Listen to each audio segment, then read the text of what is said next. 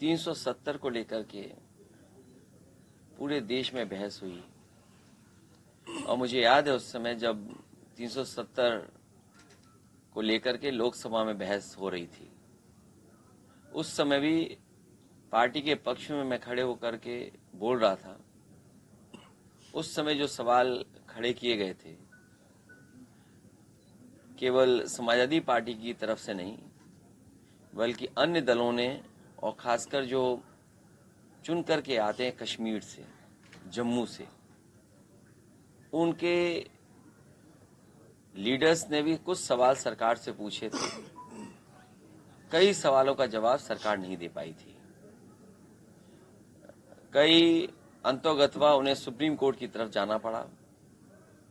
आज जब supreme court का फैसला आया है तो सुप्रीम कोर्ट के फैसले के बाद कोई अब नई बात नहीं कही जा सकती है।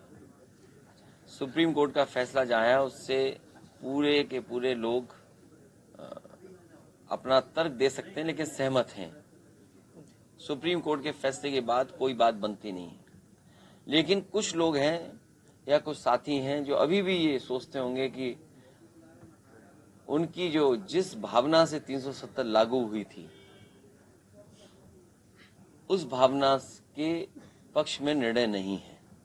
लेकिन सुप्रीम कोर्ट का फैसला अब आ गया है, सभी उसको मानेंगे। लेकिन कुछ सवाल ऐसे हैं सीमा की सुरक्षा को लेकर के, भारतीय जनता पार्टी को सीमा की सुरक्षा को लेकर के और ठोस क्या फैसले उठाएंगे वो बताने पड़ेंगे देश की जनता को। क्योंकि इधर जब लद्दाख को लेकर के सवाल खड़े हुए थे और चीन अंदर आ गया था और अभी भी वहीं बैठा है जहां पर उसको बैठना था, वो पीछे नहीं हटा है। तो प्रदेशों का बंटवारा हो गया, 370 हट गई, लेकिन चीन के लोग अंदर आ गए। कश्मीर और विधानसभा का डिलिमिटेशन को लेकर के जो सवाल खड़े हुए थे कि कुछ सीटें अभी भी खाली हैं वहां, समाजवादी पार्टी ने उस समय पूछा था कि जो सीटें खाली हैं वो कब भरी जाएंगी, क्योंकि पीओके आपका हिस्सा नहीं है लेकिन आप उसको स्वीकार भी नहीं करते हैं, तो वो सीटें आज भी खाली हैं।